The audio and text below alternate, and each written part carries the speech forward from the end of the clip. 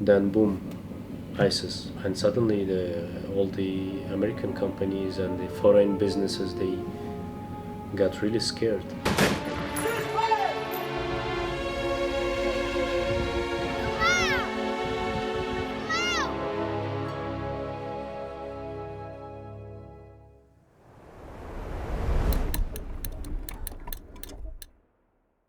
Gente, bienvenidos al primer reportaje de una nueva expedición realmente única, realmente interesante. Me encuentro en estos momentos en Madrid y en un par de horas, 3, vamos a volar hacia un territorio que ha sufrido del abandono, un pueblo milenario que ha sufrido del olvido, de la manipulación, de la traición. Es considerada la nación más grande del mundo sin Estado. En torno a 40 millones de kurdos que reclaman por un territorio que nunca les ha sido otorgado. El Kurdistán nunca ha sido reconocido internacionalmente y se divide en 4 países: en Turquía, en Irán, en Siria y en Irak. Y en este momento me dirijo a este último, al Kurdistán de Irak. Los kurdos son el 4º grupo étnico más grande de Medio Oriente y son famosos en los últimos tiempos, han sido famosos en estos últimos años sobre todo por la intensa y dura lucha que han desempeñado contra el Estado Islámico. Como ya digo, una historia marcada por estas manipulaciones, por estas traiciones, una historia envuelta en un contexto hostil y además con mucha desinformación. En mi investigación me he encontrado con muchos datos que variaban muchísimo de unos artículos a otros, mucha información que no he podido contrastar y por eso vamos a entrar al territorio para investigar más sobre quiénes son los kurdos, la historia del Kurdistán, en sí qué es lo que reclaman y cómo es allí el día a día, cómo vive este pueblo. Entonces son casi la 1 del mediodía, ha llegado la hora. Recogemos a Miguel de camino al aeropuerto, ahora le presento y nos vamos para el Kurdistán.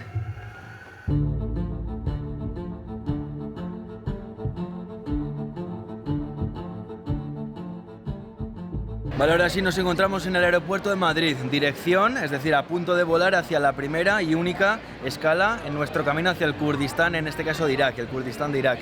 Vamos a parar en Estambul, en Turquía. Las relaciones internacionales entre ambos países son complicadas. Antes de nada os presento, como decía ya antes, a Miguel, la persona con la que vamos a entrar y con quien se ha organizado todo esto.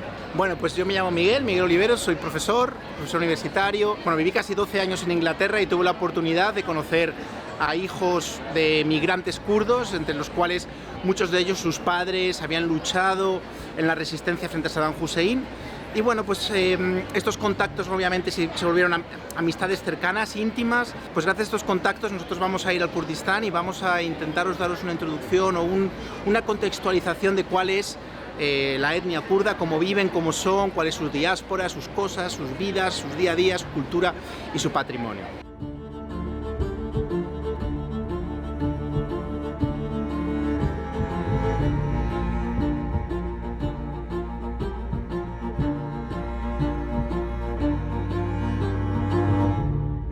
El Kurdistán, el Gran Kurdistán, está dividido en 4 naciones: Irak, Irán, Siria, Turquía.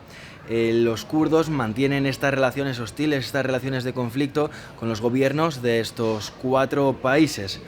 Nosotros estamos volando desde una ciudad turca hasta Erbil, que es una de las capitales del Kurdistán. En la actualidad, las relaciones entre Turquía y el Kurdistán, me refiero al gobierno regional del Kurdistán, han cambiado, ¿no? Ya no son unas relaciones tan hostiles, pues intentando neutralizar todas las milicias que se encuentran en el norte del Kurdistán, que es a donde vamos, sí, esa región totalmente montañosa, de muy difícil acceso, donde prácticamente todos los días está habiendo ataques de drones, digamos, por parte de los turcos contra estos grupos armados que Europa los reconoce como terroristas, pero hasta hace poco pues bueno, había un consenso o una relación estable dentro del propio Kurdistán porque había un enemigo común, que era el Daesh, ¿no? Entonces ahora ese enemigo está, digamos, más disipado y este ha sido el momento que ha aprovechado Turquía para darle más fuerzas a su campaña contra estas milicias que se encuentran en el norte. Entonces, bueno, pues es singular el viaje que vamos a hacer porque por un instante, por un momento, por unos kilómetros vamos a estar sobrevolando una zona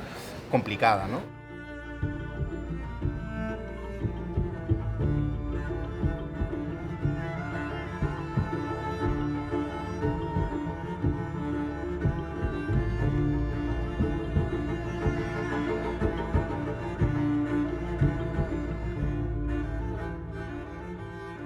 Y gente, ahora sí que sí, nos encontramos, podemos decir oficialmente que nos encontramos en el Kurdistán iraquí.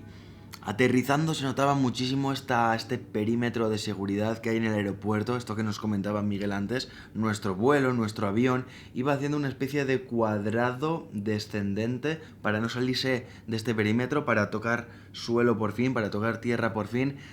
Y se notaba muchísimo. Antes de nada, antes de continuar, está siendo surrealista porque gracias a estos contactos de Miguel, quien ha organizado este viaje, quien nos ha conseguido todos estos permisos para grabar todo lo que vamos a grabar en este reportaje y en los siguientes, contenido nunca antes visto, ya lo adelanto, ha sido el hijo del primer ministro kurdo. Entonces, para empezar, muchísimas gracias, porque el trato, nada más llegar al aeropuerto, el hotel al que nos han traído, nosotros no nos esperábamos nada de esto, y al final lo hacen porque los kurdos quieren ser escuchados. Ellos quieren que la historia kurda sea escuchada y conocida en el resto del mundo. Es súper interesante también el tema del pasaporte, porque nos han sellado, y es un sello iraquí, pero kurdo a la vez. Es decir, Irak reconoce al gobierno kurdo, pero no como un gobierno independiente, no como una nación, no como un estado, sino como un gobierno regional. Entonces, fijaos por aquí este sello. Ahí creo que lo podéis ver perfectamente, ese doble sello, y abajo el sello del Kurdistán iraquí.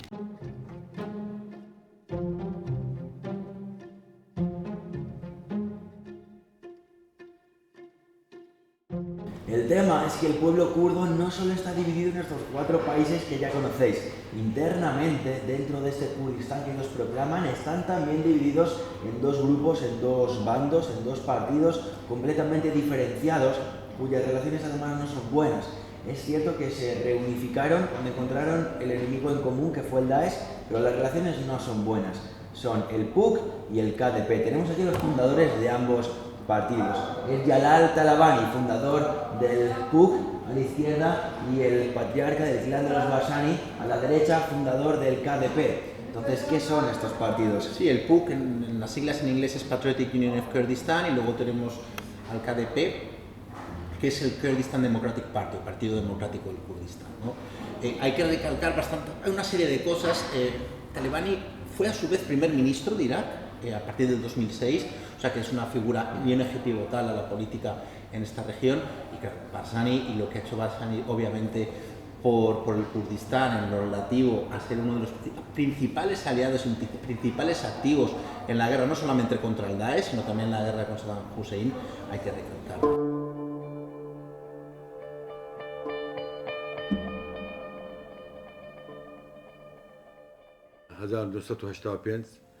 لە حەمرین کە کاریان دەکرد لەوێن دەرێ نزیک بەغدایە پارچە قوڕەشیان دیتەوە دکتۆر فەوزی ڕەشید لەگەر دکتۆر جەمال ڕەشید پارچە قوڕەکە باس لەوەی دەکات دەڵێ ئەوە منتقەی کوردە یعنی ئەوەی کە لە بۆ کوردستان ئیشارەتدا دەگەڕێتەوە بۆ ئەو عەشائیرە کوردانەی ئاریانەی کە لە منتقە ژیاوە هەر لە بەحری قەزوینەوە تاکو دەگاتە لە چای زاگرۆسەوە پەڕینەوە لە 4000 پێش داین نیشتەجێ بوونە لەولایە ئەوەی کە زۆر جێ سەرنجە ملەتان زۆر ملت فەوتاوە بەڵام ملەتی کورد 5700 سال پێش داین ئەوانە هەر هەمووی دەڵاتی ئەوە دەکات کە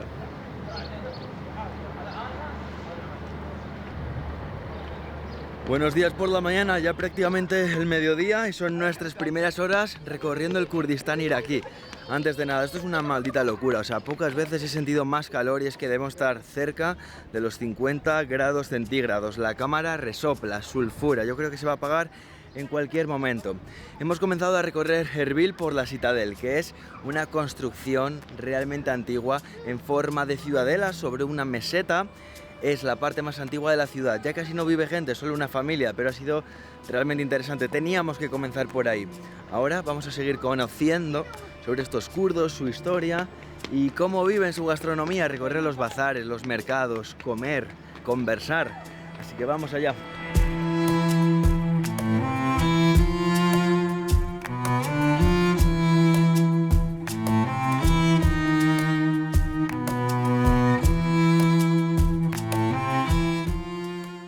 دیارە لە کاتی خۆی و بە بە درێژایی مێژوو شوێنی هەولێر ئەو شوێنی کە ئێستا تەمپل ئاشتاری پێ دەڵێن شوێنێکی پەرزگا بووە دینەکانی زۆریش یعنی هەولێر هەمیشە شارێکی مقدەس بووە لەبەرچی نازانین بەڵام هەموو مێژوو باسی ئەوەی دەکات کە هەولێر شارێکی دینی بووە زمانی زەردەشتیەکان هەبووە.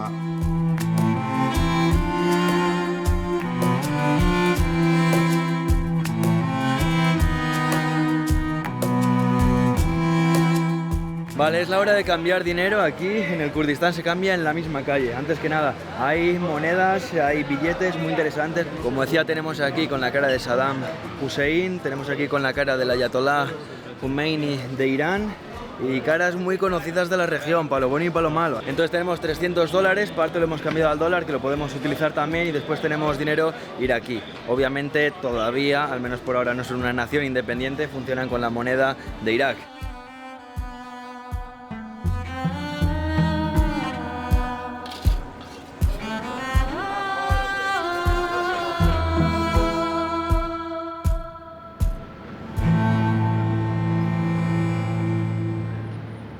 Al final es cierto que uno se da cuenta nada más llegar que esto está lleno de historia, de cultura, es como probablemente una de las mejores regiones del mundo para investigar sobre este tipo de materias, sobre este tipo de aspectos. Realmente además incluso hemos tenido la suerte de tener ciertas reuniones con grandes familias del Kurdistán que por temas simplemente de diplomacia o de privacidad no mencionaremos, pero sí los contenidos, lo que nos contaron. Y además yo creo que será bonito hacer un pequeño repaso de una forma muy resumida, una cronología de lo vivido en estos territorios a lo largo de los siglos, porque aquí se conformaron las primeras civilizaciones. Aquí estuvo el Imperio Mad, estuvieron los babilonios, los sumerios, los asirios, los arcadios. Por aquí pasó Alejandro Magno, más tarde llegó el Islam, durante siglos las guerras del Islam, después los otomanos, y a principios del siglo XX, justo al acabar la Primera Guerra Mundial, se divide de nuevo tras la traición del acuerdo de Sykes-Picot, el cual además ya explicamos en el primer reportaje sobre Siria. Al final, tras algunos años en que este territorio era parte de Inglaterra, parte de Francia, llegan los 60, llegan los 70, comienza la dictadura larga y dura, devastadora para el pueblo kurdo de Saddam Hussein. Durante los 80, de hecho, ocurre lo que se conoce directamente como el genocidio kurdo. Y a finales de estos años 80, esta operación Al-Anfal, lo que viene a ser el genocidio kurdo, termina con un ataque químico sin precedentes en estas tierras sobre el pueblo kurdo. Más adelante, en los años 90, termina la dictadura de Saddam Hussein. Nada más llegar 2003, comienza la guerra de Irak. Todos nos acordamos, Bush involucrado, Aznar, para los españoles, involucrado igualmente, hablaban de armas de destrucción masiva. Pero ¿qué pudiste tú averiguar en torno a esto? Sí, esto es un mito muy peculiar porque yo cuando tenía 23 años, en aquella época vivía en Inglaterra y fui de las primeras personas que salió a la calle a manifestarse, ¿no?, contra la guerra de Irak. Pero mi sorpresa fue cuando vine aquí, estuve con los compañeros aquí, que yo pregunté, ¿había o no había armas de destrucción masiva? Sí había armas de destrucción masiva. Lo que pasaba es que Saddam Hussein se había vendido al padre del actual líder de Siria, Bashar al-Assad, ¿no? Y lo que los americanos o la inteligencia occidental había fotografiado eran los lugares donde se habían mantenido esos arsenales. A ver, esto es una teoría que yo no he podido ratificar como tal, pero me sorprendió como anecdótico, ¿no? El hecho de que nosotros nos llega una información sesgada y construimos esta opinión en torno al armamento que se tenía o no que se tenía aquí, y bueno, pues salimos todos a la calle a manifestarnos, pero nadie se cuestionó si realmente cuál era la realidad, ¿no?, de estas imágenes que se mostraron en Naciones Unidas y que mostró obviamente Colin Powell. Y además que esto no termina aquí. En 2011 termina esta guerra de Irak y comienza una guerra civil también en Irak entre los shias y los sunnis o los sunitas. Es una guerra suave, ¿no? Digamos, es una guerra civil no en gran escala, es pequeños conflictos con guerras de guerrillas, ¿no? Pero sí, como bien has dicho tú, es el caldo de cultivo perfecto para que eventualmente emerjas, ¿no?, de la semilla brote de aquí lo que se conoce como el Estado Islámico o el Daesh. Y ahí es cuando esa guerra se vuelve tremenda. Muchas inversiones internacionales, fuerzas cada vez más entrenadas, ataques cada vez más desarrollados, y una guerra muy sanguinaria que se vino a vivir, bueno, como muchas de las que se han vivido aquí, sino todas en las montañas, en las cuevas, cuerpo a cuerpo. Sí, y una guerra sobre todo donde la gente que era parte de los ambos frentes llevan años combatiendo, años luchando, y que bueno, pues eso es lo que sucedió, ¿no? Y lo que aconteció al pueblo aquí.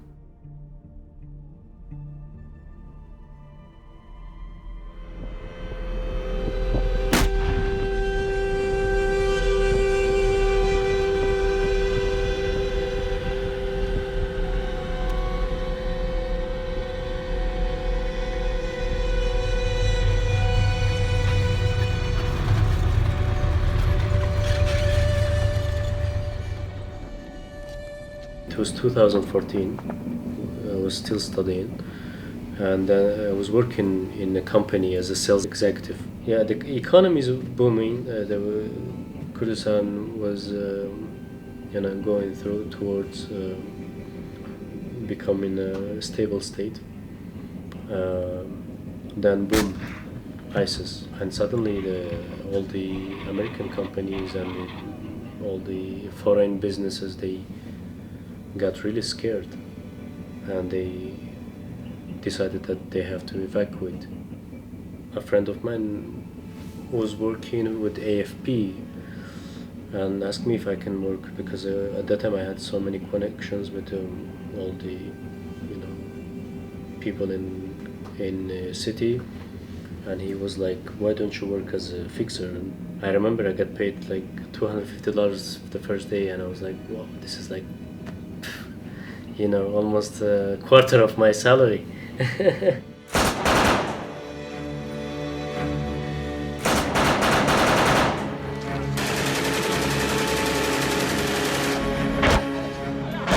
While I was fixing, I was also recording with my phone, and then this is how I got into videography. I started to sell footage to different agencies. The filmmaking business was much better, and you could also get credit for what you were doing.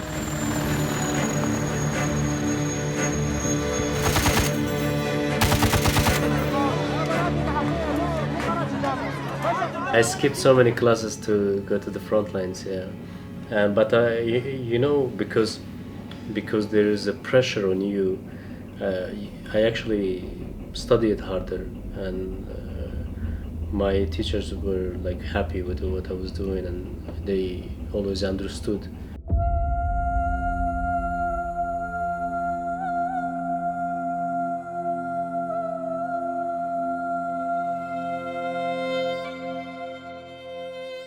بێگومان ئەگەر بگەڕێنەوە بۆ مێژوو هەر لە ناو ژیانی کۆمەڵایەتی خەڵکی کوردستان، ژنان و ئافرەتان زۆر ئازایانە بەشداریان لە پاراستنی ماڵ و ژیان و سەروەت و سامانی خانەوادەکە کردیە.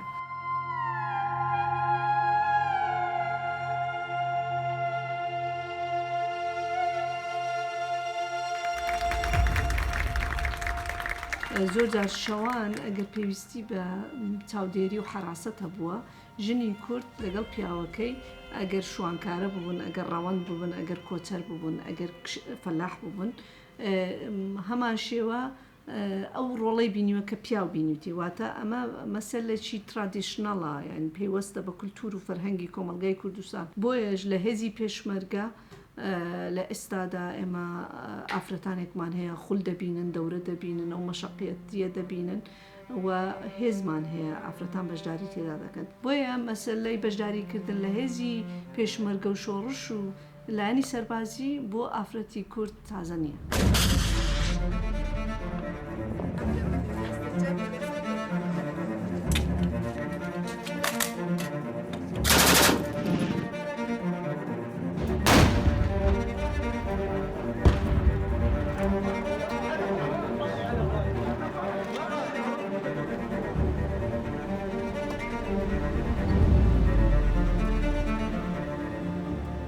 پێم وایە ئەوەلەن داعش قەت ناچیتە بەهەشت، تاوانبارە، زاڵمە، مرۆڤی بێتاوان دەکوژی ئەو تێڕوانینە هەڵەیە ئەگەر بەدەستی پیا بکوژرێ بەهشتیە ئەگەر بەدەستی ئافرەت بکوژرێ نەخێر بەڵام ڕەنگە کوشتنیان بەدەستی ئافرەتێکی ئازای کورد ئەمە زەلیلی زیاترە بۆ ئەوە و شانازێکی زۆر گەورەترە بۆ کۆمەڵگەی کوردستانیان بۆ ئافرەت ئەگەر نا ئەو خەیاڵایان ئەو بیرۆکەیە کە ئەوان دەستنە بەهشت بە هەر حاڵەتەوی بە هیچ شێوەیەک بەهشتیان ئەو شوێنەی کە ئیدعای بۆ دەکەن ئەوان ناسنە ئەوانە میشە لە مەزبەلەی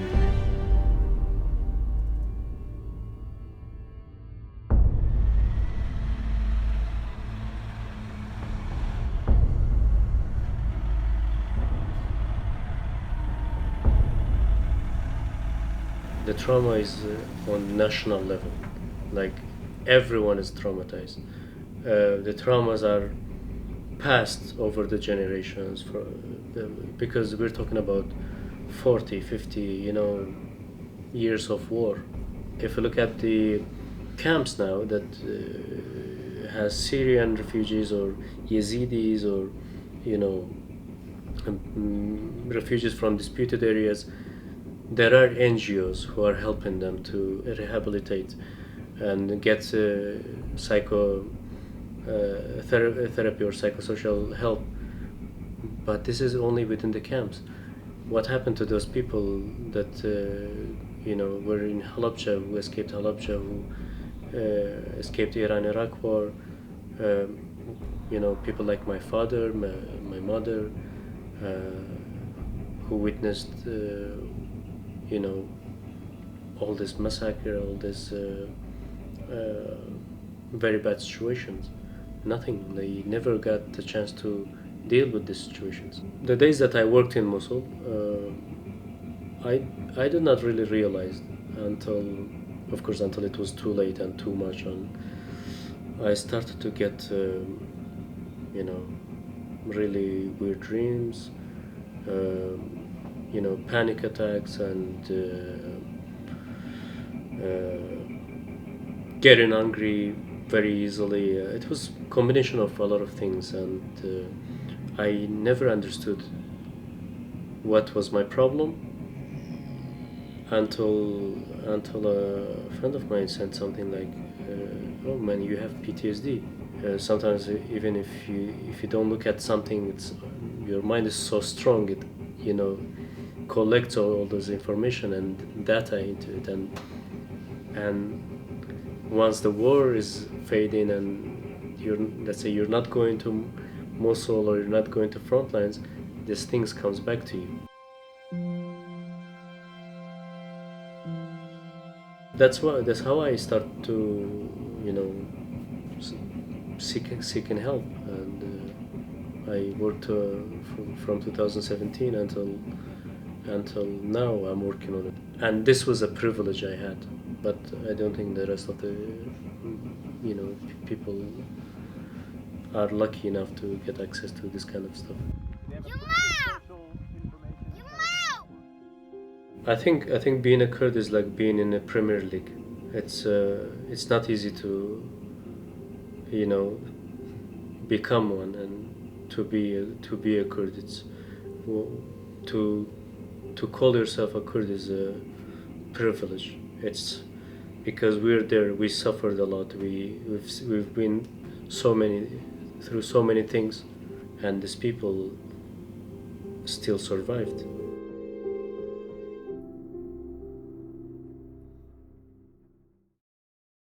Y ya terminando, gente, ¿qué es lo que opináis vosotros sobre los kurdos, sobre el Kurdistán, sobre la historia de este territorio? Creo que es un repaso no solo valioso, sino además completamente necesario e indispensable para los reportajes que vienen ahora, porque si vienen 4 reportajes más en estas tierras, porque vamos a conocer a la Peshmerga, las fuerzas armadas, vamos a conocer a los yazidis, una etnia realmente interesante que además sufrió un genocidio muy recientemente. Vamos a buscar nómadas kurdos en las montañas, volviendo al origen de este pueblo, a cómo vivían en verdad hace probablemente siglos. Y finalmente nos involucraremos en estas guerras contemporáneas para conocer más sobre la era de Saddam Hussein, sobre la operación Al-Fal, sobre los ataques químicos de Halabja. De verdad, estoy deseando que lo veáis, estoy deseando poder sacar a la luz estos reportajes y poder volver a este territorio dentro de unos meses para seguir investigando. Y lo dicho, si queréis que esto suceda, apoyad muchísimo este reportaje, todos los siguientes. Y ahora sí, nos vemos pronto. Seguimos investigando, recorriendo y explorando el Gran Kurdistán.